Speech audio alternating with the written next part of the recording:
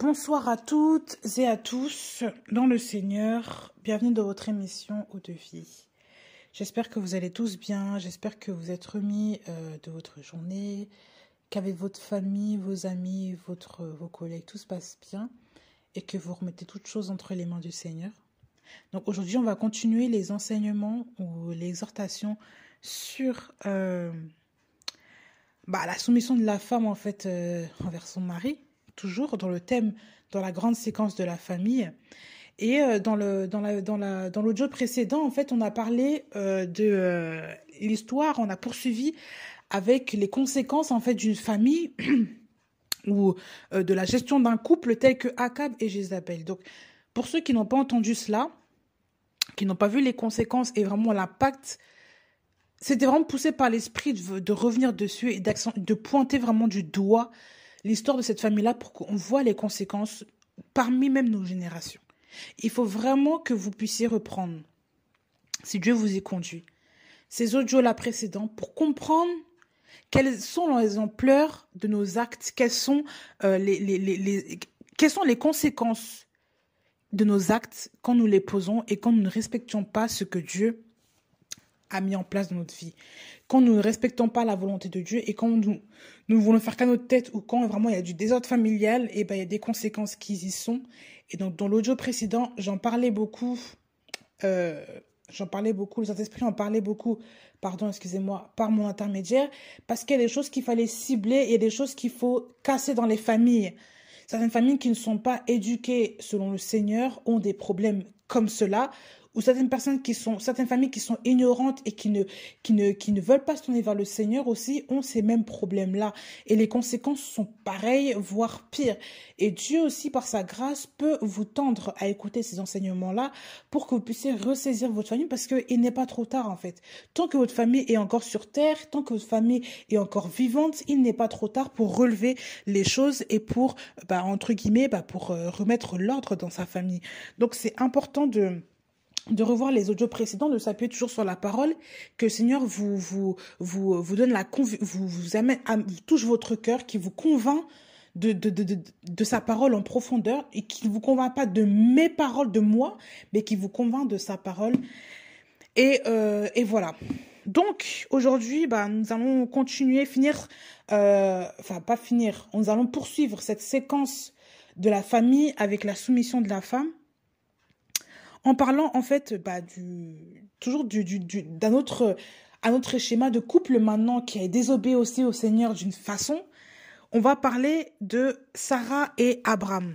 Donc Sarah et Abraham en fait, il y a beaucoup qui connaissent ça, hein. L'histoire de Sarah et Abraham, c'est un couple, surtout Abraham, c'est un homme que Dieu a appelé et c'est le père de la foi.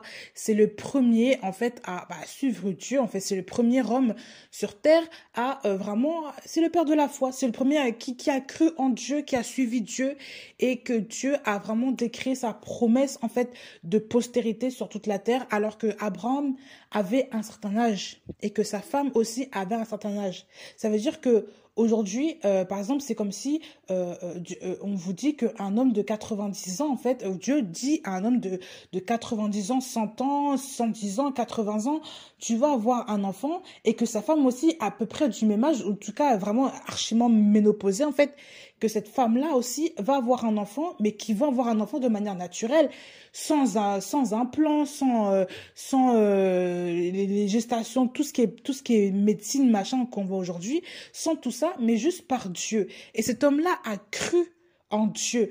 Et aujourd'hui, on va dire que c'est une histoire de fou. Si ça existe, si on voit ce couple-là, on va se dire, mais c'est une histoire vraiment rocambolesque, c'est un truc de dingue, comment ça s'est passé? Non, c'est pas leurs enfants, c'est l'enfant de quelqu'un d'autre qu'ils ont fait venir. Mais non, c'était l'enfant que Dieu leur avait promis. Mais là, il faut vraiment suivre le schéma de cette histoire-là. Parce qu'aussi, on découvre des femmes comme les Sarah qui était la femme d'Abraham, mais qui avait pris une décision qui n'était pas conforme à celle à celle de Dieu initialement. Dieu ne voulait pas que il y ait eu un détournement de plan dans sa stratégie qu'il a placée. Mais les choses sont passées autrement. Pourquoi? Parce que une personne du couple, un élément du couple, donc ici la femme toujours, s'est levée et a dit autre chose pour pouvoir, soi-disant, accomplir la volonté de Dieu ou vouloir faire comprendre à Dieu que Dieu est trop lent, alors que c'est Dieu qui décide, c'est Dieu, le plan de Dieu est parfait. La volonté de Dieu est parfaite et cette bénédiction ne s'accompagne d'aucun chagrin. Mais quand on commence à faire les choses par notre propre chair, c'est là qu'on voit qu'il y a des problèmes. C'est là qu'on voit aussi qu'il y a des grands ajustements à faire et parfois il y a des séparations qui sont douloureuses. Et c'est ça qu'on va voir tout ça aujourd'hui. Donc on va faire un petit peu de lecture aussi. En parlant, on va s'accentuer, on va se concentrer sur le chapitre 15 de Genèse. Et le chapitre 16 aussi de Genèse, donc Genèse 15, verset 1 jusqu'au verset 5, et Genèse 16, verset 1 jusqu'au verset 6. Donc je commence par le verset 15, chapitre 15, pardon. Genèse 15 au verset 1 jusqu'au verset 5. Après ces choses, la parole de Yahweh vint à Abraham dans une vision en disant, à Abram, pardon. Abram, ne crains point. Je suis ton bouclier, ta grande et infinie récompense. Abram répondit, Seigneur Yahweh, que me donneras-tu? Je m'en vais sans laisser d'enfant après moi. Et l'héritier de ma maison, c'est Eliezer de Damas. Abram dit aussi, voici, tu ne m'as point donné d'enfant, et voilà, le serviteur né dans ma maison sera mon héritier.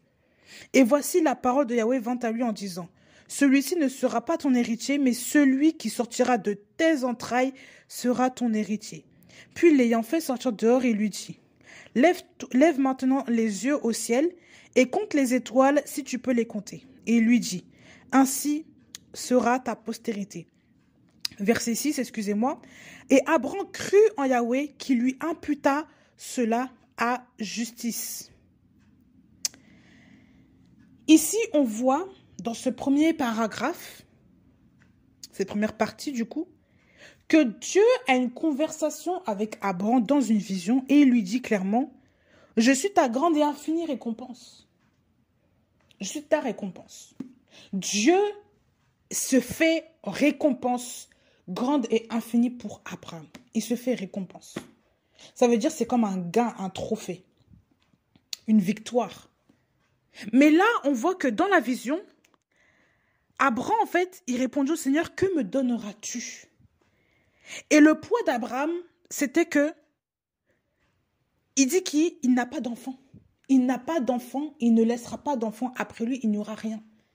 Qu'est-ce que tu vas me donner, Seigneur?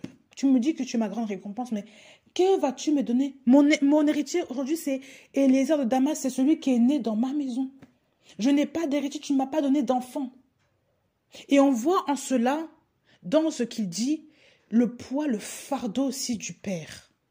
Il y a des hommes qui ont des fardeaux et qui malgré, même s'ils ne le formulent pas, ils disent au Seigneur, Seigneur, pourquoi tu ne m'as pas donné? Seigneur, tu dis dans ta parole que ceci, mais pourquoi ne m'as-tu pas donné? C'était un homme qui se lamentait même à travers sa discussion avec le Seigneur en disant, Seigneur, tu ne m'as pas donné ça. À qui vais-je laisser ça? C'était un trouble qu'il avait dans son cœur. Il avait un trouble, le fait de ne pas avoir d'enfant, de ne pas avoir d'héritier. Et que je pense que si c'est venu comme ça, il s'est avancé, il s'est penché là-dessus. De suite, c'était que vraiment c'était un fardeau qui était présent, quelque chose qui était lourd dans son âme, de ne pas avoir d'héritier. Mais le Seigneur savait toutes choses. Et le Seigneur, qu'est-ce qu'il dit? Celui-ci ne sera pas ton héritier, mais celui qui sortira de tes entrailles sera ton héritier. Puis l'ayant fait sortir dehors, il lui dit, lève maintenant les yeux au ciel et compte les étoiles si tu peux les compter. Il lui dit, ainsi sera ta postérité. Donc Dieu lui dit, il lui dit clairement que l'héritier que tu vas avoir, ce ne sera pas Eliezer là. Un homme, celui que quelqu'un d'autre a fait sortir de ses entrailles, ça sera le propre fond de tes entrailles. Et il lui a dit, mais regarde les yeux, lève les yeux vers le ciel et compte les étoiles si tu peux les compter en fait. Et par rapport à ça, il dit, ça sera ta postérité. Donc déjà pour un homme qui ne peut pas avoir un enfant, un homme qui dont sa femme est stérile, c'était vraiment quelque chose. Waouh! Et on vous dit au verset 6 que Abraham crut et Yahweh lui imputa cela à justice. Abraham crut. Il a cru. On n'a pas dit qu'il a tergiversé avec le Seigneur, qu'il a commencé à se poser des questions, comment, il a seulement cru. Quand Dieu vous donne une vision, quand Dieu vous donne une parole, il faut apprendre à croire, c'est une parenthèse que j'ouvre, il faut apprendre à croire sans arrière-pensée, sans penser que voilà, machin, il faut juste croire, croire comme les enfants. Les enfants, vous savez, quand on leur dit quelque chose, quand même par exemple, quand on leur parle de monstres là, ils y croient. Ils y croient facilement. Quand on parle aux enfants de quelque chose qui va arriver, ils y croient. Voilà pourquoi quand ils sont petits, ils croient souvent au Père Noël. Ils croient à la petite souris qui prend qui prend l'argent là pour les comment dire, affaires de dents là qui tombent là. La petite souris qui va te donner 1 euro. Ils croient dans des trucs comme ça. On peut leur raconter n'importe quoi. Ils vont y croire et ils vont grandir dedans. Pourquoi? Parce que les enfants ont cette innocence. Ils sont simples d'esprit.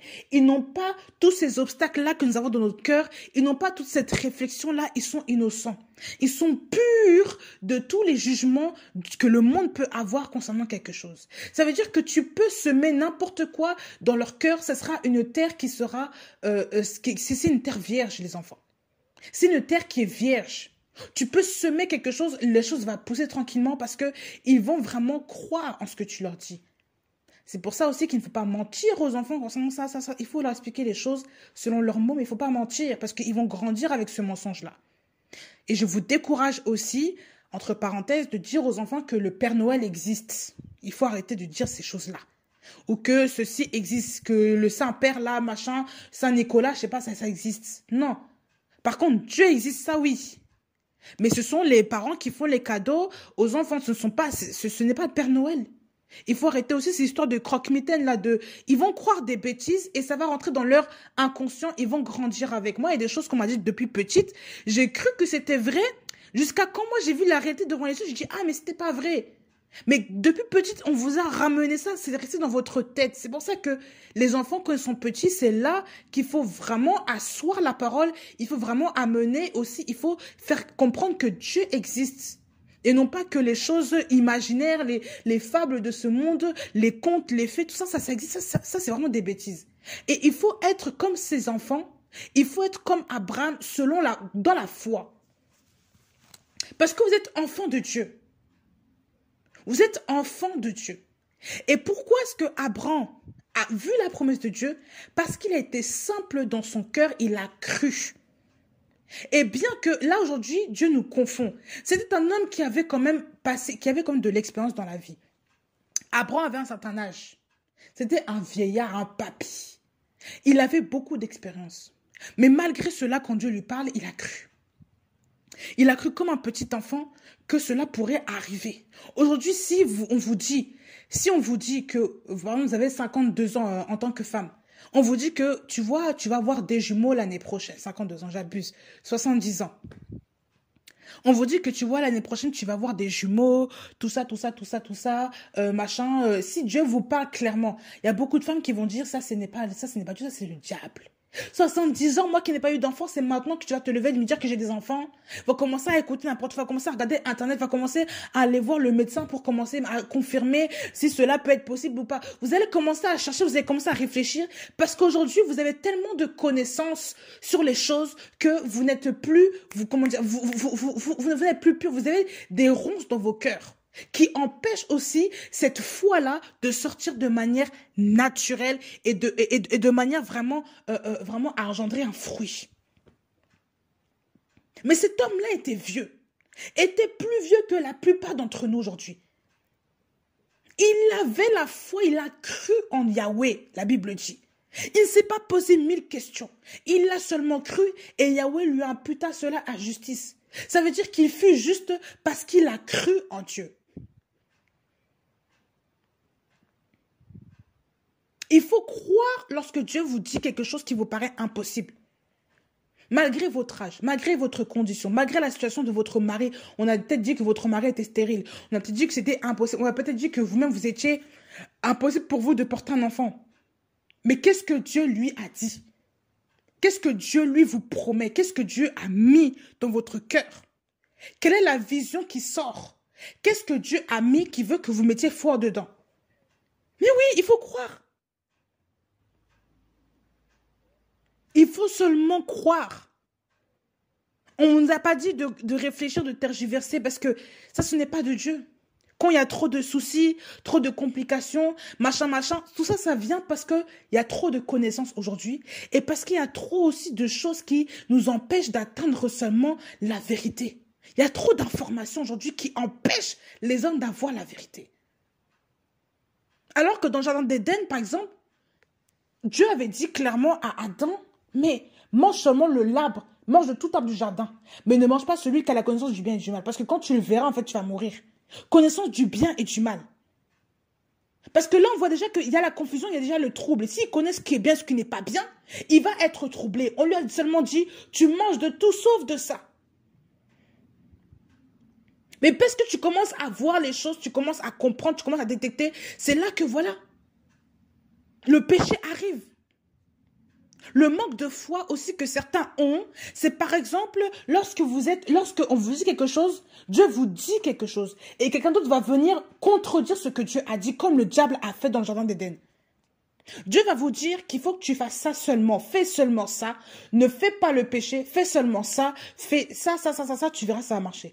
Vous allez voir, quelqu'un vient vous parler, quelqu'un qui est inspiré de je ne sais quoi, là, du serpent, là, qui va venir vous parler, dire que ah, tu veux faire tel projet, mais tu tu sais que aujourd'hui le projet que tu veux faire, mais c'est très compliqué, c'est pas possible, ceci. Et vous êtes là, vous êtes troublé et vous dites mais Dieu m'avait dit ça, mais ça se trouve ce n'est pas vrai ce que Dieu m'a dit, ça se trouve que ce n'était pas lui qui m'a parlé, et vous allez écouter plus l'homme plus cette personne-là que Dieu même. Et vous êtes confondus comme ça, et vous faites des erreurs, et vous êtes vraiment ballottés ça et là.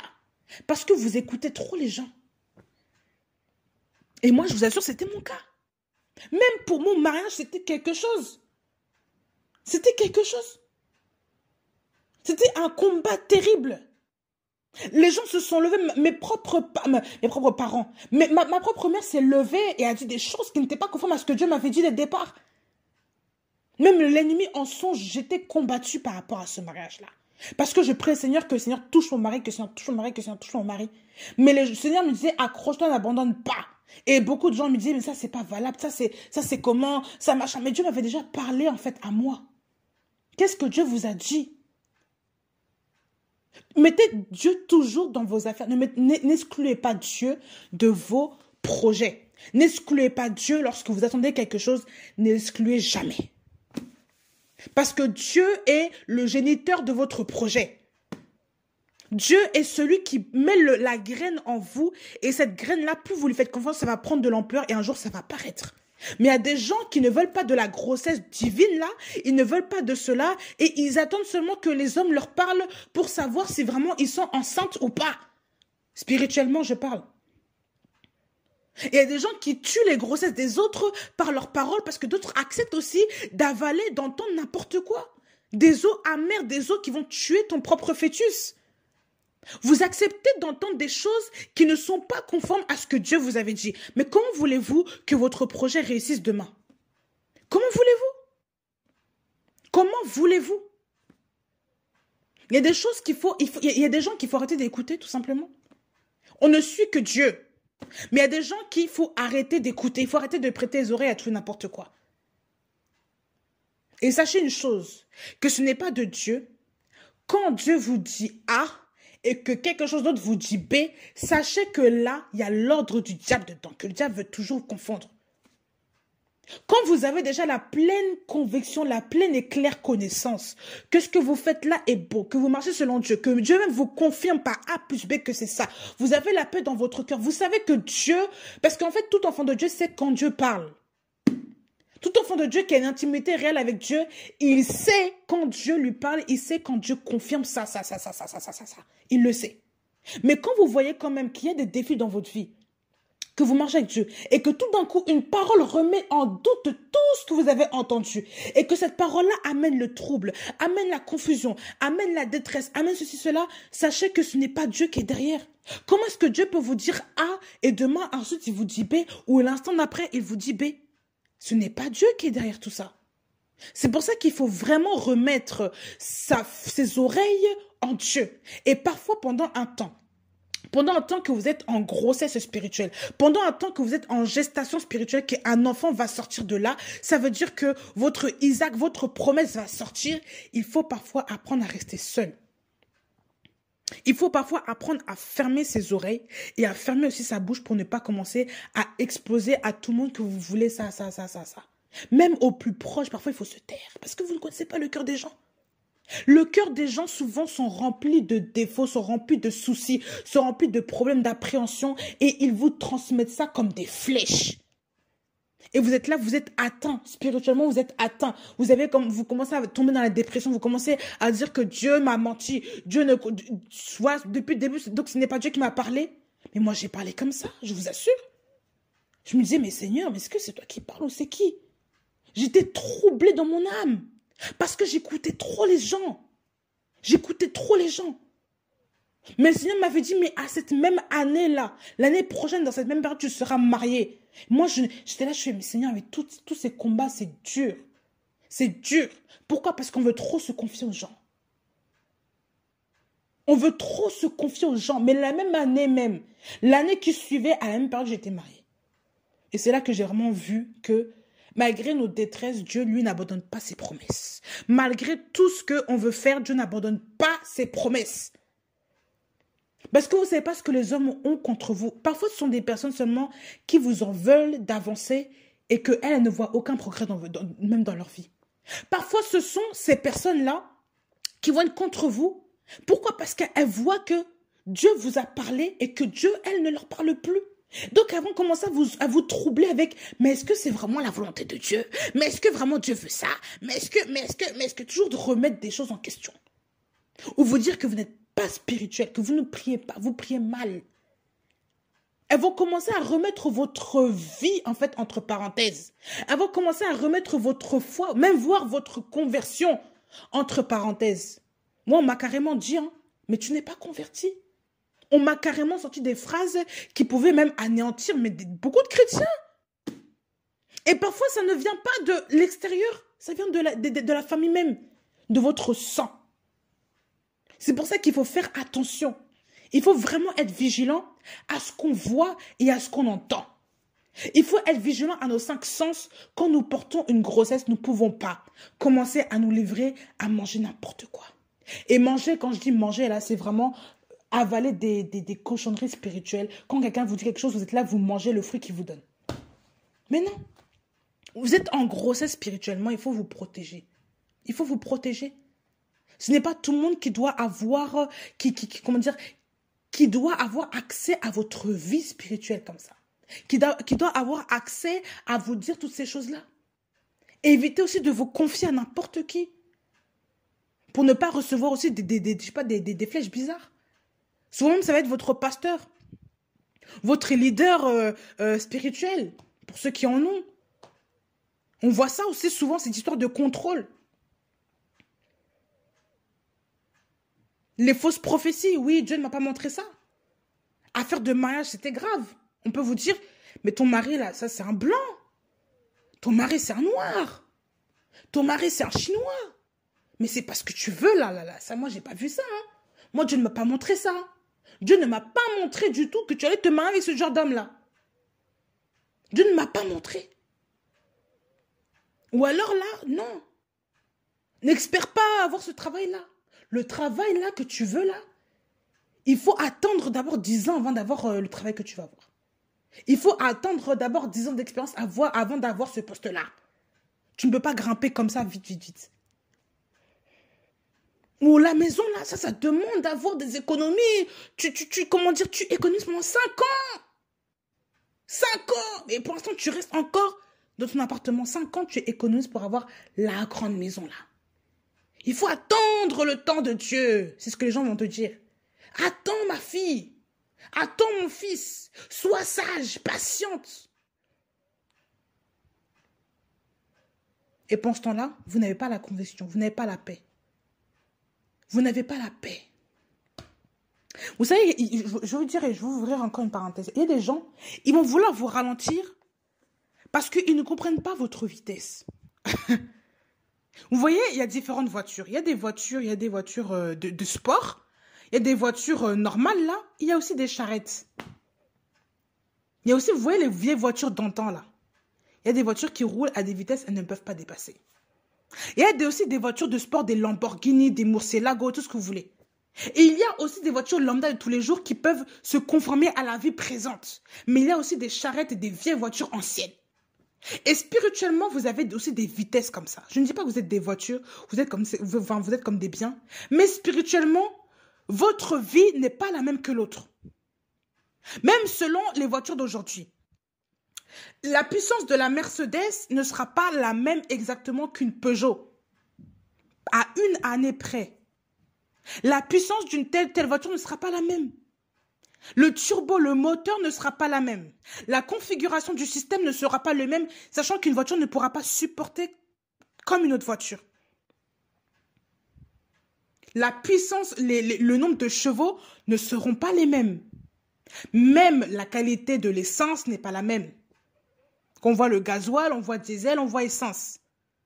Mais même selon les voitures, ce n'est pas la même chose. La qualité d'endurance sur la route ne sera pas la même selon les voitures. Et spirituellement, vous êtes différents. Tout le monde est différent. C'est pour ça que chacun a son empreinte ADN de manière différente. Mais tant que vous ne comprendrez pas ça, tant que vous ne comprenez pas que vous êtes unique aux yeux de Dieu et que vous avez vous-même votre train de vie à suivre, quelqu'un d'autre va vouloir vous contrôler à travers des paroles, à travers des dires, etc. Et ça, il faut faire très attention au pouvoir de la parole. Très, très, très attention. Parfois, il faut être têtu spirituel, je le dis. Il faut parfois être têtu spirituel pour n'écouter que ce que Dieu vous a dit et pour réfuter même tout ce que les autres vous ont dit, même si ce sont des pasteurs, même si ce sont des gens qui vous ont suivi depuis votre nouvelle naissance. N'acceptez pas tant que ce n'est pas Dieu qui a parlé. Tant que vous savez que Dieu ne parle pas comme ça, que Dieu ne vous a pas parlé, Dieu ne vous a pas convaincu, n'acceptez pas. Dites, écoute, moi je ne comprends pas ce que tu dis, je ne vais pas entendre ce conseil-là parce que Dieu m'a dit ça et je m'arrête sur ce que Dieu dit. Et il faut écouter ce que Dieu dit d'abord. Voilà pourquoi on vous enseigne qu'il faut et on vous envoie vers le Seigneur. On ne vous dira jamais qu'il faut courir vers un homme pour écouter ce qu'un homme veut dans ta vie. Il faut déjà courir vers Dieu. Passe du temps avec Dieu. Passe ton intimité avec Dieu. Passe ton temps, tes après-midi, tes soirées avec Dieu. Quand tu es libre, tu restes avec Dieu. Quand il s'agit des projets de ta vie, tu entends Dieu d'abord. Tu ne vas pas commencer à courir vers un homme pour entendre ce qu'un homme a à te dire. Mais c'est quel enseignement ça? Qu'est-ce qu'on vous raconte aujourd'hui? Qu'est-ce qu'on vous enseigne aujourd'hui? On vous enseigne des hérésies, vous allez quand même y camper. Pourquoi? Parce que c'est un homme de Dieu, c'est un homme que Dieu appelle. Non, non. Il y a homme de Dieu et homme de Dieu. Il y a aussi ce que l'homme dit et ce que la chair dit. Il y a aussi ce que Dieu dit à travers l'homme et ce que la chair dit. N'oubliez pas que cet homme-là que vous voyez est fait de chair et de sang, comme vous. Et de même qu'il peut faire des erreurs, il en fera aussi même parfois dans la manière de parler, dans la manière de réfléchir. Sa réflexion peut être totalement humaine, mais elle va commencer à vous dissuader. Pourquoi? Parce que vous voyez seulement le titre de la personne et vous voyez quand même que c'est une personne qui est gradée spirituellement. Mais qui vous a dit que cette personne-là, qui est gradée spirituellement, a les paroles que Dieu voulait que vous entendiez aujourd'hui? C'est pour ça qu'il faut faire attention. Vous êtes le chef de votre propre vie. Personne ne doit commencer à conduire votre vie sous prétexte que c'est quelqu'un qui vous a enseigné dans la foi, c'est un père dans la foi, etc. Je m'en fiche. Si vraiment Dieu voulait faire en sorte que cette personne-là soit déterminante de votre vie, là, mais vous allez peut-être vous marier ensemble. Mais oui, vous allez être siamois. Donc quand la personne ne respire pas, toi non plus, toi tu ne respires pas. Quand la personne est malade, toi aussi tu es malade. Quand la personne elle est heureuse, toi aussi tu es heureux. Dieu aurait fait, il aurait concocté un système pour que vous soyez ensemble tout le temps, tout le temps, tout le temps. Mais non. C'est pour ça qu'il faut éviter d'écouter toujours tout et n'importe qui. Il faut éviter. Même si ce sont des grands dans la foi, il faut éviter. Qu'est-ce que Dieu vous a dit d'abord? Imaginez si David avait fait la même chose là. Si David avait écouté Saül au temps là de Goliath là. Mais on n'aurait pas de David aujourd'hui, je vous assure. Parce que Saül était le roi d'Israël. Ce n'était pas n'importe qui, c'était le roi. Ce n'était pas juste un grand frère comme Eliab qui l'embêtait. Non, c'était le roi. C'est comme si aujourd'hui le président de la République vous dit que, écoutez, ça ne marchera pas votre projet là parce que ça. Ça va commencer à dissuader plus d'un. Si c'est juste un gardien qui vous parle, vous allez dire, écoute, là, il y a encore d'espoir. Mais si c'est le président, vous allez être dissuadé. Parce que derrière le président, il y a beaucoup de gens qui peuvent aussi vous freiner. Mais David ne s'est pas arrêté là. Il est allé plus loin, il s'est appuyé sur son Dieu parce qu'il avait l'habitude de passer du temps avec son Dieu. Même dans les combats qu'il traversait, en combattant l'ours, le lion, etc. Il savait que c'était Dieu qui l'aidait, qui était avec lui dans ces combats-là. Ce n'était pas David, ce n'était pas Saül, ni Eliab, ni son père, ni quelqu'un d'autre. Et c'est comme ça qu'il a vaincu Goliath, c'est comme ça qu'il est devenu roi. Il a remporté un défi. Mais aujourd'hui, le défi que vous avez, beaucoup ne peuvent pas le remporter. Pourquoi? Parce que votre foi est basée sur un homme. Votre foi est basée sur un homme et non pas sur ce que Dieu a mis en vous et non pas sur ce que Dieu vous a dit. Elle est basée sur un homme. Voilà pourquoi vous perdez dans l'espace. Beaucoup n'avancent pas. Il y en a, ce sont des Lamborghini, mais ils veulent rouler encore comme des 4L. Il y en a encore, ce sont des Murciélagos, ce sont des grosses Mercedes, ce sont des, je sais pas, des 4x4 à force puissance. Mais ils veulent rouler comme des Peugeot 206, 202, 203, 2000 là. On ne sait pas. Attention, je ne critique pas vos voitures, je ne suis même pas dans cette histoire de voiture là. Je ne suis pas en train de juger les voitures de chacun, parce que d'ailleurs, je ne connais pas vos voitures. Je suis simplement en train de dire que la puissance de quelqu'un, l'onction que que Dieu a mis sur vous, ne sera jamais la même que l'autre. Il y a des gens, spirituellement, vous ne savez pas à quelle allure ils roulent. Vous ne savez pas. Même si on va tous à la même direction, mais à quelle vitesse on arrive? Il y a des gens comme ça, sous prétexte qu'ils sont plus anciens que vous, qui sont plus, voilà, que vous. Ils vont commencer à vouloir vous contrôler parce qu'ils ne comprennent pas votre vitesse. Ils ne comprennent pas comment est-ce que vous avancez, comment est-ce que vous carburez dans le Seigneur. Pourquoi vous êtes si chaud là, si chaud, à vouloir faire des choses pour le Seigneur. Ils ne comprennent pas. Beaucoup ne comprennent pas pourquoi est-ce que toi, en tant que Mercedes, tu avances très vite et lui, en tant que Peugeot je sais pas, 1900 là, il avance comme une tortue sur la route. Imaginez si cette voiture-là, la Peugeot ancienne, là, dit à la voiture, mais roule un peu plus doucement, tu vois pas que là, mais là, tu roules trop vite, là, mais attends, mais là, tu es trop nerveuse, ce n'est pas bon, ce n'est pas bon. Comment tu t'énerves, là, on roule, non. Mais le moteur de la voiture est fait pour à faire des plus grandes distances et à être plus énergique. C'est le moteur qui est fait comme ça. C'est la voiture qui est faite comme ça. C'est la puissance qui a été mise comme ça. Quand le fabricant a fait cette voiture-là, il a concocté pour qu'elle soit une voiture plus puissante que celle qui était à l'ancienne. Mais aujourd'hui, les gens ne veulent pas admettre ça. Et beaucoup d'anciens, beaucoup de voitures anciennes, c'est-à-dire aussi des anciens aussi dans la foi, veulent vous ralentir. Pourquoi? Parce que vous avez une longueur d'avance que eux n'ont pas. Et beaucoup ne comprennent pas et beaucoup sont jaloux même parfois de ça. Vous ne savez pas. Beaucoup même parfois sont jaloux. Ils veulent vous dissuader d'avancer trop vite. Ils veulent que vous avanciez à leur rythme pour qu'on ne puisse pas trop voir que eux sont en retard dans leur vie avec Dieu. Il y en a qui sont comme ça aussi. Je ne dis pas qu'ils sont tous comme ça, mais il y en a beaucoup qui sont en retard spirituellement et qui veulent aussi vous freiner pour ne pas que leur retard paraisse devant les gens. Je vous le dis, ou que leurs erreurs paraissent. Quand David a tué Goliath, c'est là qu'on a vu que Saül vraiment à côté, ce n'était rien. Et les femmes ont loué David. Vous vous rendez compte la honte pour Saül, qui était roi. Il y a des gens comme ça. Ils vont vouloir vous dissuader, ne faites rien, ne faites rien. Mais dans même leur propre vie avec Dieu, ils ne font rien. Parfois même, ils se sont détournés de Dieu, ils n'écoutent même pas Dieu. Mais vous allez commencer toujours à écouter des gens comme ça, alors que Dieu déjà les a déjà refoulés. Dieu les a déjà mis sur le banc de touche, on ne parlera plus d'eux. Mais par leur titre, ils sont encore présents, mais vous voulez toujours courir vers ces gens. Imaginez si David avait écouté Saül, on n'aurait pas rencontré le grand roi David là. On n'aurait jamais connu son histoire. Je vous assure.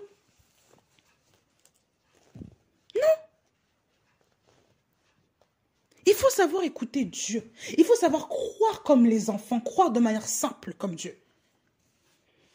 Il faut avoir la foi, être simple. Être simple. Donc Abraham crut Yahweh qui lui imputa à justice. Il crut. Après seulement avoir entendu ce que Yahweh dit, il a cru. Toute attitude de chrétien devrait être de croire en Dieu de manière simple. Qu'on ne croit pas en Dieu avec sa propre force ou avec où on appuie avec un pasteur, un prophète. Qu'on croit en Dieu seul et seulement parce qu'il nous a dit que. Et oui. Jésus a dit que mes brebis entendent ma voix. Elles me suivent. Elles entendent ma voix, elles me suivent. Les brebis du Seigneur ne se trompent pas. Quand Dieu leur parle, elles savent que c'est Dieu qui parle et elles suivent les commandements de Dieu. Mais quelqu'un qui ne connaît pas son père, quand même son père va l'appeler, il aura une voix, même si c'est son père, hein, il ne va pas reconnaître, il ne va pas répondre à l'appel. Ça, ce sont des gens qui ne sont pas dans l'intimité avec le Seigneur, qui ne connaissent pas comment Dieu parle. Parce que Dieu a une manière de parler, je vous assure. Dieu te convainc du péché, de la justice, de l'équité, il te convainc.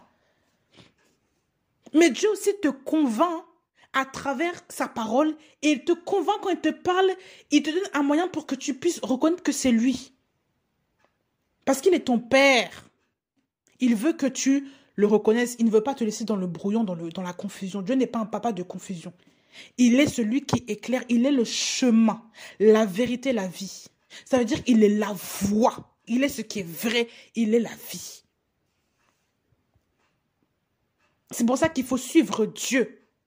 Parce qu'il n'y a qu'en Dieu que vous saurez quel est le plan que Dieu veut dans votre vie. Comment allez-vous être heureux? C'est en Dieu que vous allez voir ça. Comment allez-vous être béni? Comment allez-vous prospérer sur la terre? Ce n'est qu'en Dieu que vous allez voir ça. Comment vous voulez voir des choses? Ce n'est qu'en Dieu que vous allez voir ça. Mais le diable amène la confusion, il amène le désordre. C'est pour ça qu'il ne faut pas, même qu'on voyait, vous voulez vous confier à quelqu'un, mais regardez même sa vie.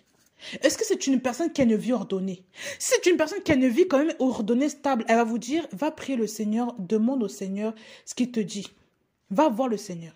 Mais quelqu'un qui n'est pas ordonné va vous commencer à vous balancer toutes sortes de conseils abrupts, alors que quand vous regardez sa vie même n'est pas en ordre. Et on voit le trouble dans sa vie. Des mauvais conseillers. Vous voulez que quelqu'un vous conseille, vous voulez entendre les conseils de quelqu'un, mais allez voir aussi comment cette personne-là... Regardez les fruits. Si on vous dit que cette personne-là, dans sa vie de famille, c'est du n'importe quoi, là, vous allez écouter quelqu'un comme ça? Mais tout simplement. Allez vers... Et la conviction, témoignage intérieur, qu'est-ce que Dieu vous dit? Qu'est-ce qui est dans votre cœur qui vous atteste que ça c'est bien, ça ce n'est pas bien? Il faut savoir aussi s'écouter, il faut savoir aussi écouter ce que Dieu met dans notre cœur. Quand ce n'est pas bon, Dieu dit que ce n'est pas bon. Il faut demander au Seigneur, Seigneur, éclaire-moi, montre-moi le chemin. Qu'est-ce qui est bon dans ta parole? Et Dieu va vous guider dans sa parole. Mais il faut éviter d'avoir toujours des papas spirituels, des mamans spirituelles, des gens qui vont toujours vous contredire la volonté de Dieu dans votre propre vie, alors que votre père d'abord, ce n'est pas les hommes, c'est Dieu. N'ayez que deux pères. N'appelez personne père, mère, docteur, enseignant, machin. Parce qu'il n'y a que votre père dans les cieux qui est votre... Il n'y a que votre Dieu qui est dans les cieux qui est votre père.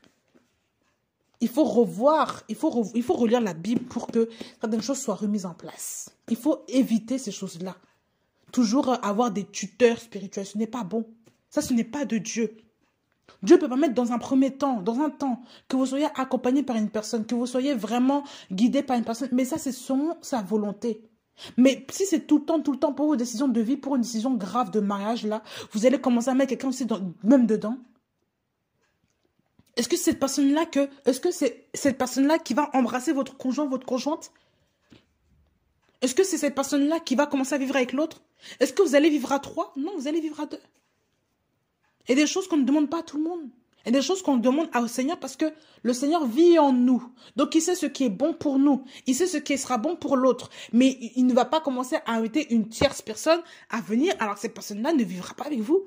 Que ce n'est pas elle qui va vivre avec vous, même dans l'intimité avec vos enfants, non. Il faut savoir séparer parfois les choses. Eh oui, il faut avoir le cran de dire non. Il faut avoir le cran de refuser. Il faut entendre ça. Il faut accepter de savoir que les gens ne doivent pas conduire votre vie. C'est très, très important. Que ce soit Dieu et Dieu seul. Donc, on va maintenant aller vers le chapitre 16. Et on va voir. Sarai, femme d'Abram, ne lui avait enfanté aucun enfant. Elle ne l'avait enfanté aucun enfant, mais elle avait une servante égyptienne nommée Agar. Et Sarai dit à Abram, « Voici Yahweh m'a rendu stérile. Viens, je te prie vers ma servante, peut-être aurai-je des enfants par elle. » Et Abram écouta la voix de Sarai. Alors Sarai, femme d'Abram, prit Agar, sa servante égyptienne, et la donna pour femme à Abram, son mari, après qu'Abram eut habité 10 ans dans le pays de Canaan. Il alla donc vers Agar et elle conçut. Quand Agar se vit enceinte, elle regarda sa maîtresse avec mépris. Et Sarai dit à Abram, « L'outrage qui m'est fait retombe sur toi. J'ai mis ma servante dans ton sein, mais quand elle a vu qu'elle avait conçu, elle m'a regardé avec mépris. Quand que Yahweh soit juge entre moi et toi. » Alors Abram répondit à Sarai, « Voici ta servante est entre tes mains, traite-la comme il te plaira. » Sarai donc la maltraita et Agar s'enfuit de sa présence. Là, il y a encore un désordre. Et vous allez me dire, c'est un peu la même chose que Jézabel. C'est pas tout à fait pareil. Parce que Sarai n'avait pas de mauvaises intentions vis-à-vis de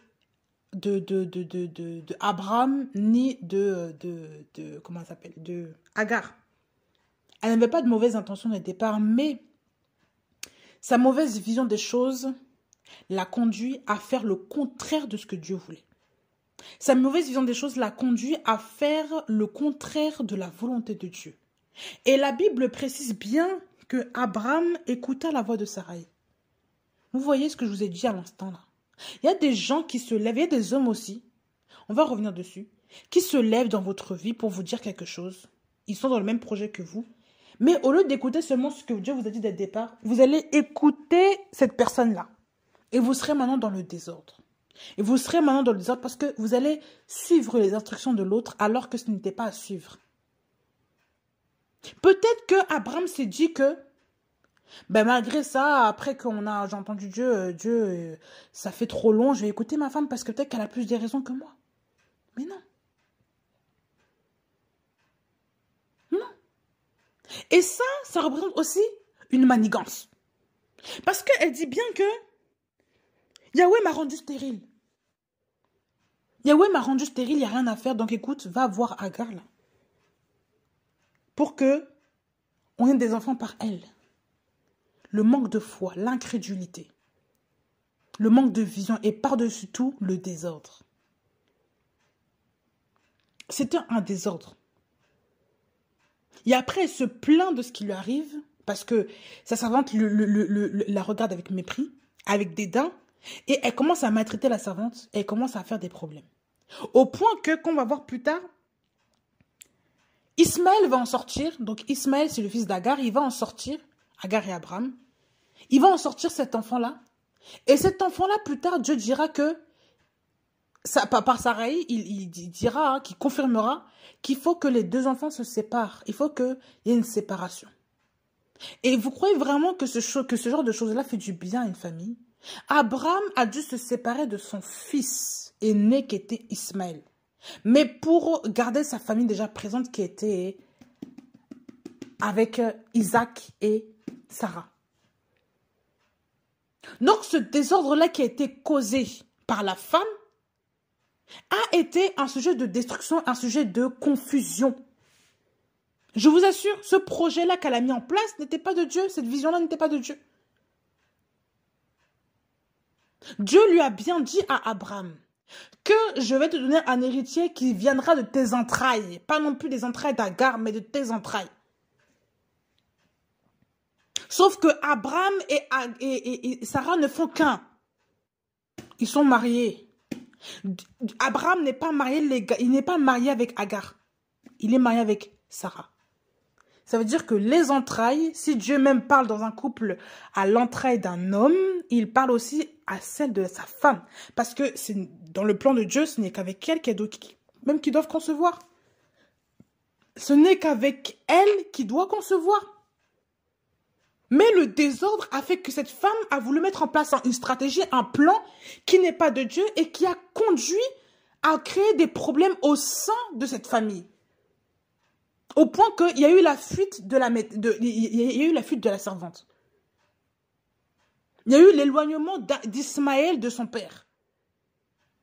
Si Ismaël n'était pas sorti, il n'y aurait pas ces problèmes-là. Si les parents auraient attendu aussi Isaac, il n'y aurait pas eu ce problème-là. Mais souvent parce qu'on ne comprend pas la vision que Dieu a donnée à l'autre, ou parce qu'on veut se précipiter pour faire les choses, on veut devancer Dieu. Voilà pourquoi souvent on fait n'importe quoi. Et c'est encore la femme qui est dedans. Voilà pourquoi je reviens encore sur les femmes. J'en suis une. Hein. Au cas où ceux qui ne sauraient pas, j'en suis une. Mais souvent on prend des décisions à la va-vite parce qu'on ne comprend pas pourquoi Dieu prend autant de temps dans la vie de notre mari. Dieu a parlé à Abraham. Le même travail que Dieu a fait à Abraham, Abraham devait aussi le faire avec sa femme. Mais il y a des hommes qui ne parlent pas et comme la femme, je pense que Sarai avait un caractère parce qu'on dit qu'elle maltraita sa servante. Elle n'avait pas de pitié. Et quand elle dit quelque chose au monsieur là, Abraham écoute. Quand elle a dit aussi qu'il fallait que Ismaël, que la servante parte parce qu'elle supportait pas Ismaël, et voilà, machin, et la servante, ils ont écouté. Tout le monde a écouté.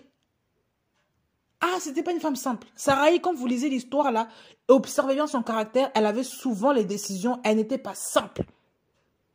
Dieu souvent parle, il donne la vision à Abraham, mais Abraham s'est fait détourner à cause de Sarai. Eh oui. Et heureusement que Dieu n'a pas tenu rigueur de ça. Mais souvent, quand la femme ne voit pas la vision claire là, quand elle ne comprend pas, même quand elle ne veut même pas croire, elle va faire les choses à sa sauce. Mais oui, manque de sagesse, trop d'initiative et trop de désordre aussi. Femme, faites confiance à Dieu. Et lorsque Dieu parle à votre mari, Dieu a donné une vision à votre mari, faites confiance aussi à ce Dieu-là qui a donné la vision au mari. Il ne faut pas se dire que comme Dieu ne m'a rien dit, je ne vais pas... Non. Il faut faire confiance à Dieu d'abord. Et votre mari est votre chef, il est votre tête. Ça veut dire que, je le rabâche encore, il est le chef de la femme. Il faut respecter ce que le mari dit. Et je pense que si cet homme-là n'avait pas entendu la voix de sa femme, il se serait encore cramponné à la vision du Seigneur. Souvent, quand on a des personnes trop influentes dans notre vie, comme notre conjoint, notre conjointe, on se lève et on commence à vouloir... non. Le conjoint, la conjointe peut être aussi une occasion une occasion de pécher même pour nous. À nous détourner de la voix de Dieu alors que Dieu nous avait dit ça, l'autre il va dire le contraire. La femme comme le mari. Mais dans ce cas-là, parfois c'est la femme qui fait ça. Et attention à nos caractères, nous les femmes. Je pense, moi, que Sarah n'avait pas un caractère qui était simple. Elle maltraitait, elle vira la servante, elle n'avait pas de... Elle était un peu sanguine. Quand elle dit quelque chose à Abraham, Abraham il écoute, hein. Il rigole pas avec ça. Elle n'était pas simple. Elle n'était pas simple. Et par-dessus tout, elle ne croyait pas. Je vous assure, elle ne croyait pas. Non.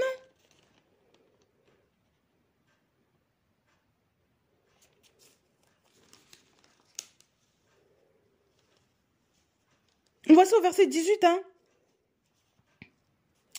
Au verset 11. Attendez. Verset 10, pardon. Et l'un d'entre eux dit, en parlant de l'ange de l'Éternel, là. L'un d'entre eux dit, je reviendrai vers toi en ce même temps où nous sommes, et voici Sarah, ta femme, aura un fils.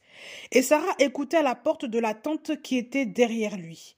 Or, Abraham et Sarah étaient vieux, fort avancés en âge, et Sarah n'avait plus ce que les femmes sont accoutumées d'avoir. Et Sarah rit en elle-même et dit, maintenant que je suis vieille et mon Seigneur est vieux, aurais-je encore des désirs?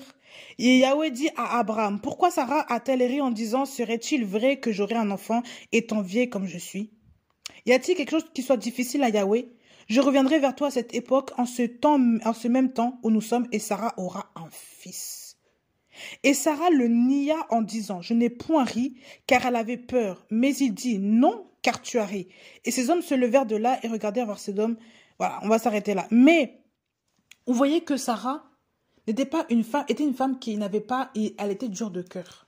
Son cœur, c'est là qu'on voit même que son cœur n'était pas encore, vous savez, même quand vous vous mariez avec votre conjoint, il y en a toujours un qui va être plus dur d'oreille. Dieu merci si les deux sont vraiment connectés au Saint-Esprit. Mais quand il y en a un qui n'a pas la vision, souvent c'est pas évident. Surtout quand il y a la frontière, il y a l'obstacle là qui s'appelle caractère. Je vous dis, cette femme-là regardait toutes les choses, elle faisait les choses, elle regardait les choses de manière terre à terre, de manière terrestre. De manière terrestre. Cette femme-là ne regardait pas les choses spirituellement ni par la foi comme son mari, mais elle regardait toujours les choses de manière physique. Moi qui suis vieille là, je vais voir quel désir. Moi qui suis comme ça là, moi j'ai 140 ans là, je vais faire quoi? Elle n'a pas 140 ans. Mais je vais avoir quel désir pour mon mari? Je suis fort avancée en âge, je n'ai plus de désir, je n'ai rien. Mon corps là, mon ovulation est morte. Ma glaire cervicale est morte. Mes règles, ça n'existe plus depuis très très longtemps.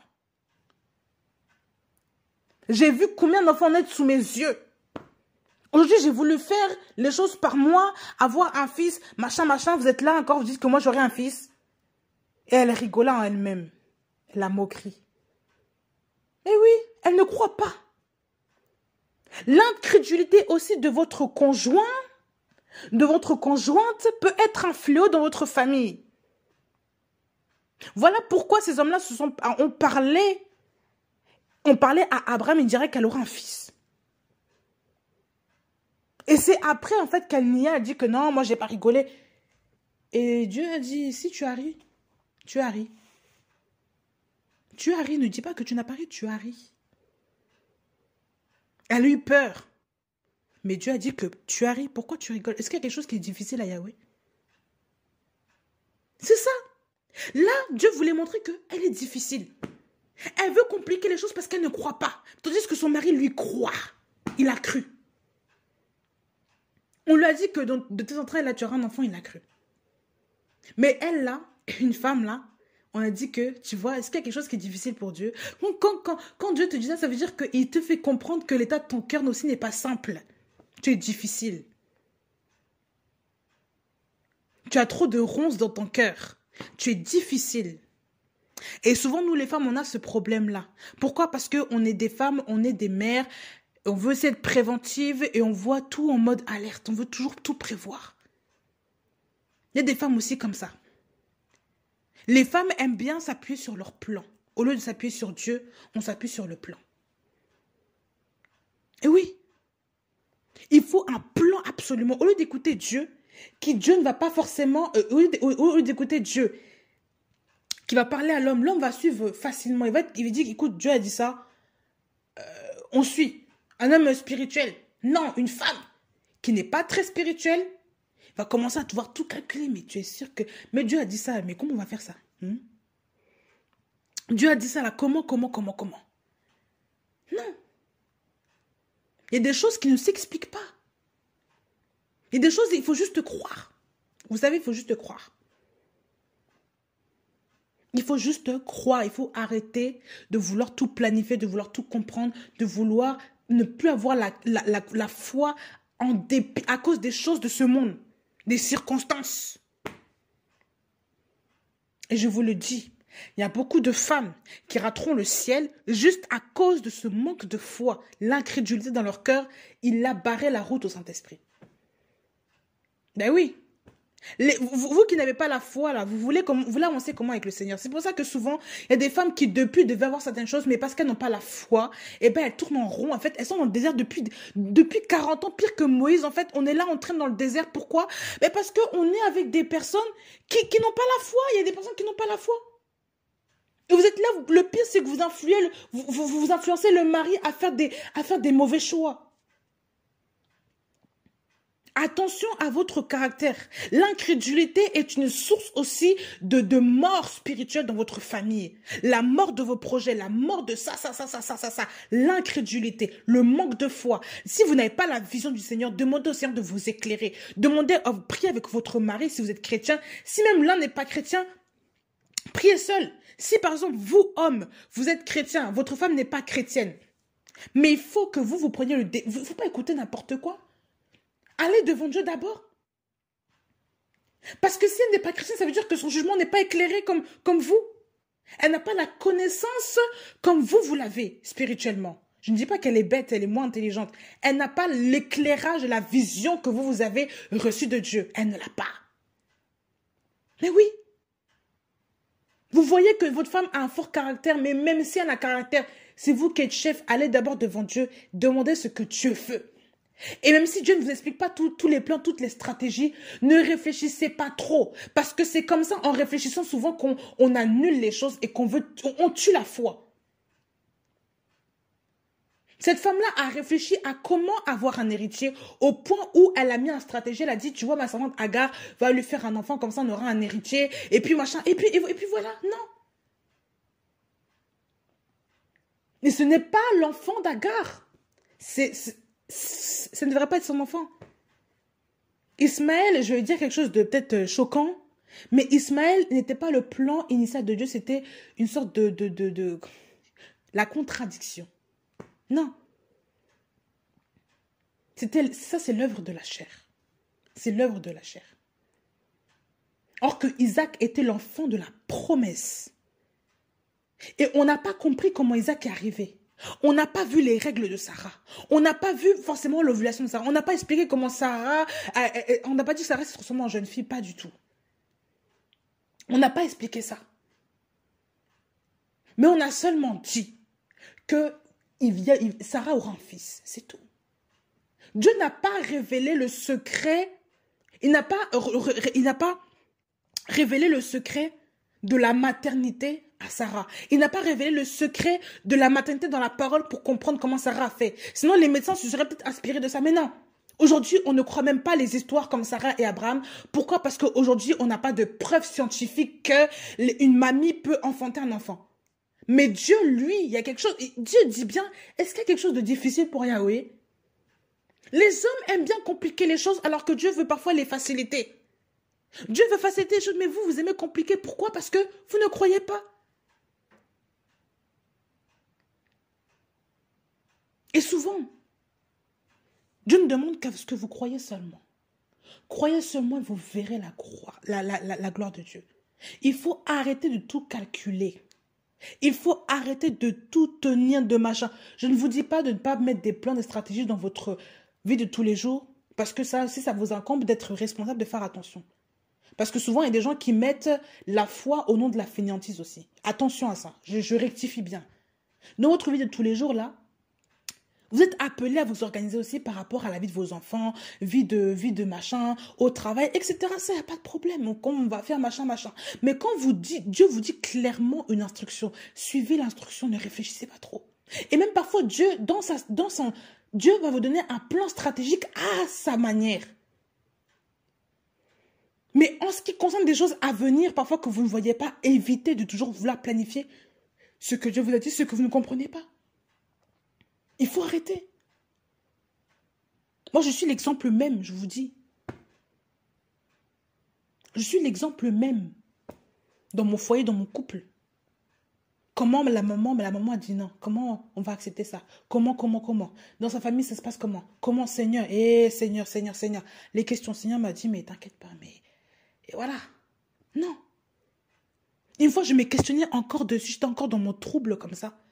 Et le Seigneur me parlait comme ça, mais pour l'enfant, du coup, qui va faire la chambre? Est-ce que c'est Ahmed ou est-ce que c'est toi? De ma tête, je me disais, Donc, mais Seigneur, c'est comme si le Seigneur a passé cette histoire de mariage et qui maintenant regarde bien plus avant et regarde maintenant l'enfant. Mais oui, moi quand j'étais encore sur l'affaire de mariage, est-ce que je vais me marier aujourd'hui? Dieu regardait en fait maintenant les enfants. Il dit, mais pour le mari du coup, pour l'enfant du coup, voilà, voilà, voilà. Parce que Dieu ne regarde pas, quand Dieu a résolu une histoire là, il se crame dessus. Non. Il y a des choses qu'il faut abandonner. Il faut abandonner l'incrédulité, mes sœurs. Il faut abandonner cet esprit-là de toujours calculer, calculer, calculer. Il faut arrêter ça. Non, il faut arrêter ça. Il faut arrêter de vouloir détourner les plans de Dieu. Parce que ça, ce n'est pas une bonne semence, je vous dis. Hein. Souvent, on ne voit pas le mauvais côté des choses. Mais Sarah était une femme aussi, je pense, qui calculait bien, qui aimait bien aussi manipuler, qui aimait bien faire les choses à sa sauce. Elle n'avait pas un bon côté de ce côté-là. Elle n'était pas forcément exemplaire de ce côté-là. Parce que quand on voit même le calcul qu'elle a fait, qu'elle a réfléchi à ce qu'il aille vers Agar, que machin, machin, ce n'est pas... Non. Non. Il faut faire attention. Et à cause de cela, c'est cette même femme hier qui a dit à son mari, va vers ma servante pour avoir un héritier, que j'ai un héritier par elle, que c'est la même femme qui a dit qu'il faut virer maintenant cette femme-là et son enfant. Et que ça a détruit maintenant, le papa était vexé. La parole dit bien que cette parole-là, elle est plus fort à Abraham. Parce que c'est son enfant aussi, Ismaël. Vous vous rendez compte, les décisions que les femmes prennent souvent, si ce n'est pas conduit par l'Esprit de Dieu, ce n'est pas ça. Il faut être humble aussi pour se remettre à la décision de Dieu, à la vision de Dieu et attendre que Dieu opère. Mais souvent, on aime bien se précipiter, faire n'importe quoi. Et voilà pourquoi souvent on tombe dans des engrenages bizarres. Oui. On aime bien se précipiter. Dieu va te dire, mais ma fille, tu vas te marier dans 2 ans. Voilà, le mari là, tu vois un monsieur, tu ne crois pas, machin, que le monsieur va changer. Et tu es là, tu changes, David, tu dis, écoute, moi je casse, tu es trop compliqué, j'arrête, je vais pas... Tu vas rencontrer un frère, se disant, un vrai frère là, qui est bien, bien, bien. Tu vas aller avec cet homme-là. Mais c'est là que tu vas voir que ce n'est pas le plan de Dieu, ce monsieur-là ne te correspond même pas. Vous êtes dans la souffrance dans le mariage, maintenant vous êtes dans la souffrance et il y a des enfants qui en sortent et tu pleures tous les jours. Et tu te rends compte que finalement tu n'es même pas amoureuse de lui. Pourquoi? Parce que tu as voulu courir vers ton idylle à toi, alors que le plan de Dieu était avec le frère là-bas, qui ne ressemblait peut-être à rien là, mais qui autant même était dans un moment de formation, un moment de voilà. Et je vous assure, parfois il faut juste patienter. Mais oui, surtout pour les décisions de mariage, de tout ça, les grands projets de vie, il faut vraiment laisser Dieu vous conduire. Entendez d'abord la voix de Dieu, c'est très important. Il ne faut pas écouter la voix de son conjoint et de sa conjointe. Il faut écouter la voix de Dieu. Dieu vous a donné une vision. Attelez-vous sur la voix de Dieu et non pas sur la voix d'un autre. Très important.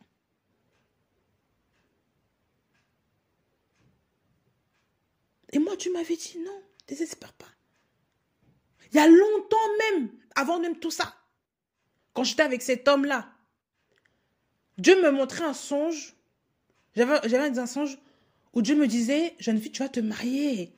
Avec un sourire, je voyais le visage.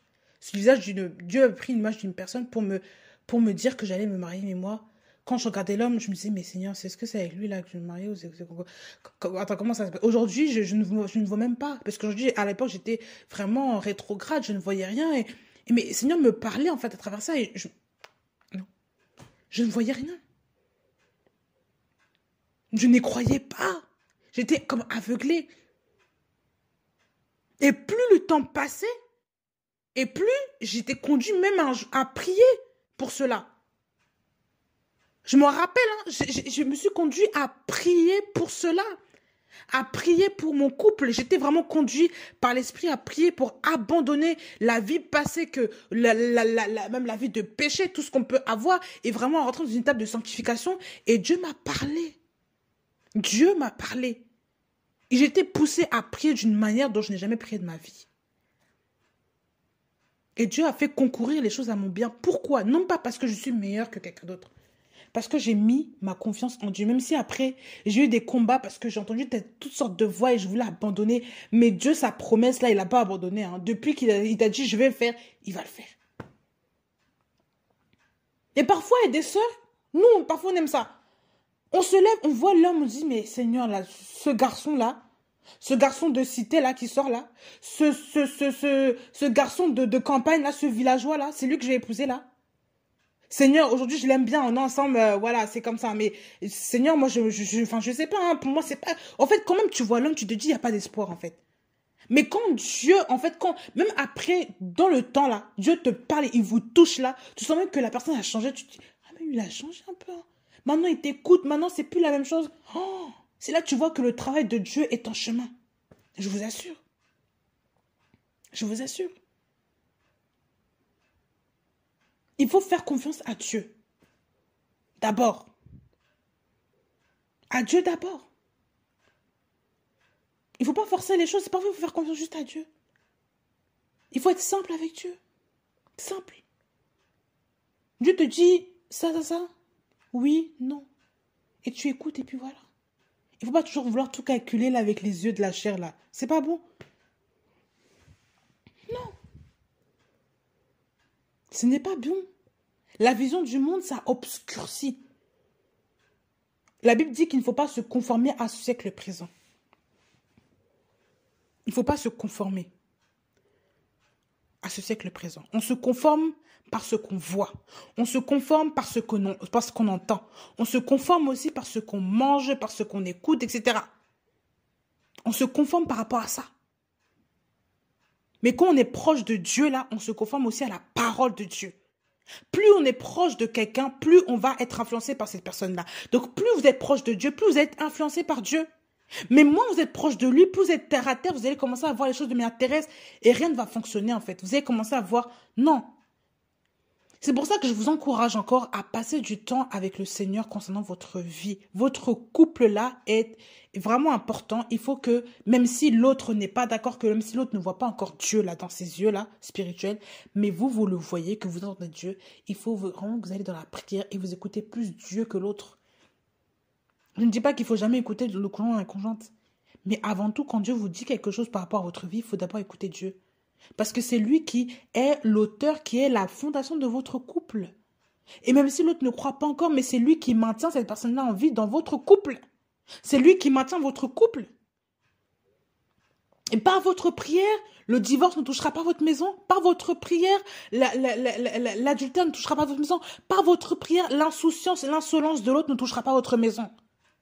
Par votre prière, par votre état de cœur aussi. Et chef, homme, prenez les décisions dans vos familles. Arrêtez toujours de vouloir écouter la voix de votre femme là. Souvent même, ce sont des femmes qui ne sont pas converties, ce sont des femmes qui sont rétrogrades, ce sont des femmes qui n'écoutent pas Dieu, ce sont des femmes qui disent n'importe quoi, ou alors qui ont écouté le serpent avant de vous parler. Elles ont toujours des pensées bizarres, elles ont toujours des pensées calculatrices, des pensées manipulatrices. Là, c'est vraiment, il faut s'opposer à ce genre de personnes-là aussi. Il faut affronter ces personnes-là et leur dire clairement, tu arrêtes ton comportement, ce n'est pas un comportement comme ça. Ton comportement, ça amène ça. En tant que chef, vous avez le droit aussi de démasquer aussi l'influence de cet esprit-là au-dessus de votre femme pour lui dire, ce que tu fais là, je n'aime pas. Il faut aussi savoir lui dire ça. Caractère ou pas, vous lui dites. Parce que c'est vous le chef de cette femme. Et il faut que cette femme-là commence aussi à respecter votre autorité. Mais les femmes là qui... Quand vous ne faites pas... Quand il n'y a pas d'ordre dans la maison, c'est aussi les femmes qui prennent l'initiative de tout dire, de tout faire. Ce n'est pas de Dieu. Prenez votre responsabilité en main. C'est très important. Les hommes là, pas les femmes. Les femmes, il y a une échelle, oui. Mais les hommes, vous avez votre responsabilité aussi. Ne laissez pas votre femme tout faire dans votre maison. Ne laissez pas votre femme parler à votre place. Ne laissez pas votre femme tout dicter, tout faire. Non. Il y a des choses que même si l'homme n'a rien, il faut savoir le laisser prendre, le laisser faire. Moi, Dieu m'avait dit, hein, l'enfant qui vous allez avoir là, ce n'est pas tes parents qui vont choisir, ce n'est pas la famille qui va choisir pour toi, pour machin. Il y a un homme maintenant, c'est à lui de prendre la décision. Maintenant, c'est lui le chef de cette famille-là. Ça veut dire que Dieu l'a établi.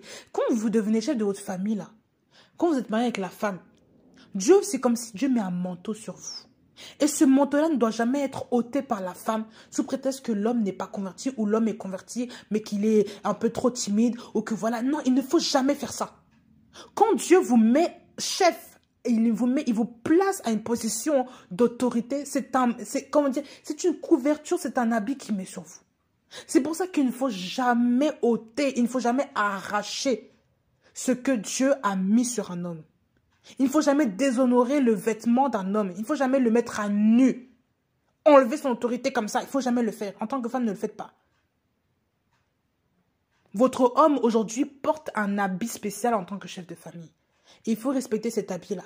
Il faut parfois même lui rappeler, c'est toi le chef, ce n'est pas moi. Je ne peux pas prendre toutes les décisions. Parfois, il faut le rappeler seulement. Toi, tu es là, tu m'attends toujours, on fait comme tu veux. Non, tu lui dis, je ne peux pas tout prendre, c'est toi le chef de famille. Tu dois prendre des décisions qui sont claires et qui sont bonnes pour la famille. Et on en parle, mais il faut que tu sois acteur de ta famille. Et les hommes doivent prendre des décisions dans leur famille. Ce n'est pas la femme qui doit tout faire. Je le répète encore. Ce n'est pas la femme qui doit tout faire. Prenez des décisions dans votre famille. Soyez des hommes humbles, soyez des hommes simples à croire en Dieu. Et même si certains ne croient pas en Dieu, mais regardez en fait l'état de votre famille. Relevez-vous. Mettez des bornes dans vos familles. Et femmes, priez pour vos maris si le mari n'est pas converti. C'est très important. Pour que cet homme-là puisse aussi avoir un cœur doux envers vous et les enfants. Parce que aussi un papa qui ne connaît pas Dieu, c'est un papa qui peut être très militaire ou alors très laxiste, il va s'en foutre. Très je m'en foutiste, on va laisser tout passer, ou très militaire, très dur. Donc dans tous les deux cas-là, il faut parler aussi, il faut aller dans la prière pour savoir, Seigneur, aide-moi avec mon mari. Quelle stratégie faire pour mon mari? Comment faire, Seigneur, touche le cœur de mon mari? Il faut vraiment prier, demeurer dans la prière. Tout ce qu'on vous demande. Parce que Dieu, c'est l'auteur du bonheur. Dieu est l'auteur de la paix. Dieu est le Dieu de paix. Dieu est El Shalom. Il est le Dieu de paix dans les familles. Dieu n'est pas un Dieu de confusion, de troubles, de bêtises. Dieu n'est pas ce Dieu-là. Donc quand il y a une confusion, quand il y a un trouble qui arrive dans une maison, sachez que Dieu n'est pas l'auteur de ça. Il faut arrêter ça. Et les désaccords qui vont arriver, mais pour que ces désaccords-là se transforment maintenant en accords et en fusion, je veux dire, pour créer quelque chose de bon, il faut aussi que chacun puisse être dans la paix. Si vous n'êtes pas en paix, vous ne pourrez pas parler à l'autre correctement. Voilà. Donc, on va s'arrêter là sur l'image juste de ce couple-là. Mais il faut vraiment que vous mettiez Dieu au centre. Et il ne faut pas que vous laissiez vos femmes, à vous les hommes là, prendre toutes les décisions dans la famille, sachant que ce sont des décisions qui sont purement charnelles. Et des décisions qui ne sont pas à prendre. Et qui créent les problèmes, qui créent la division demain. Et on voit maintenant le résultat. Soyez des hommes soumis à Dieu. Soyez aussi des femmes soumises à vos maris. Soyez des femmes humbles pour respecter le choix de Dieu. Même le temps de Dieu. Le temps. Dieu vous a donné un temps pour faire ça. Il faut respecter ce temps-là. Il ne faut pas commencer à se hâter pour faire tout et n'importe quoi. Voilà pourquoi il faut aussi être des femmes connectées à Dieu. Parce que souvent, la chair reprend le dessus, qu'on voit qu'on est impatient, on est énervé, on ne comprend pas, on commence à faire les choses n'importe comment. Et souvent, le drame arrive. Les bêtises arrivent, les catastrophes arrivent. Soyez des femmes conscientes de votre vie. Soyez conscientes que vous êtes une pièce maîtresse à l'ordre de votre maison aussi, les femmes. La femme sage bâtit sa maison, mais la folle, elle la détruit de ses propres mains. Cette histoire qui s'est passée avec Abraham et Sarah pouvait détruire leur foyer, vous savez ça? Abraham pouvait péter un plomb, dire que moi je m'en vais, Sarah, voilà, à cause de toi, voilà. Sarah a failli détruire son foyer. Mais par la miséricorde de Dieu, parce que Dieu a parlé à Abraham, il a dit que non, il faut que tu écoutes ta femme à ce moment-là. Là, il faut que tu écoutes ta femme. Oui. C'est là que Abraham, comme il a le cœur d'un enfant, il a écouté et il a fait. Mais je vous assure que si Abraham était un homme contemporain aujourd'hui, il y aurait déjà eu un divorce en fait. C'est pour ça que quand vous voyez que Dieu est dans l'œuvre, les choses ne restent pas désordonnées comme ça. Mais il ne faut pas non plus créer le désordre. Faites très très très attention à cela. Dieu est juste, mais Dieu aussi est simple. Et dans la justice de Dieu, Dieu vous amène seulement à croire comme les enfants. À croire de manière simple, à ne pas se poser des questions, mais à seulement croire et le suivre. Dieu vous amène à être des femmes croyantes, à être des femmes stables. Et non pas des femmes qui suscitent toujours des querelles. Dans votre foyer, dans votre couple, avec les enfants. Moi, ça ne va pas, ça crée des problèmes. Ça commence à faire des stratégies pour envoyer l'enfant au bled là-bas. Non, arrêtez ces choses-là. Ne faites pas ça. Croyez en Dieu. Croyez en Jésus. Ne soyez pas troublés dans vos cœurs à l'idée de ne pas avoir encore d'enfants. Si tu n'as pas encore d'enfants, c'est parce que ce n'est pas encore le temps de Dieu. Ce n'est pas parce que Dieu ne veut pas, ce n'est pas encore le temps de Dieu. Si Dieu t'a promis des enfants, fais-lui confiance. Il y a des femmes qui n'ont pas eu d'enfants, qui ont même eu des enfants, elles n'avaient pas d'utérus. Fais confiance à Dieu. Mais arrête de t'inquiéter tout le temps, tu t'inquiètes comme ça. Non, il faut arrêter. Le mariage ne vient pas, mais mets ta confiance en Dieu. Où est ton Dieu?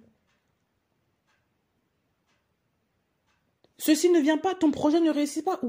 Mets ta confiance en Dieu. Attends le temps de Dieu. Il y a un temps pour tout, en fait. Attends le temps de Dieu.